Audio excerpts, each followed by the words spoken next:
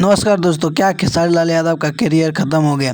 चलिए इसके बारे में हम डिटेल्स से बात करते हैं। दोस्तों, भोजपुरी सिनेमा का superstar trending star Khesari Lal Yadav का खेसारी लाल यादव का करियर ख़त्म हो रहा है?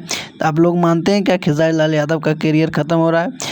जी हाँ, खेसारी लाल यादव का करियर ख़त्म हो रहा है क्योंकि पहले जब खेसारी लाल यादव सॉन्ग रिलीज करते थे तो एक दिन में 5 मिलियन 10 मिलियन पार कर देता। अब 1 मिलियन पार करने में हवा निकल जा रहा है।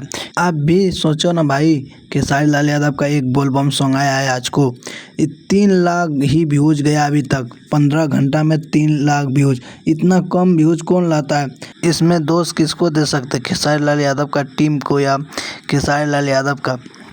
अब पता नहीं, अब खेसारी लाल यादव का फैन ही बता सकता है इसमें दोषी कौन है, खेसारी लाल यादव का टीम या खेसारी लाल।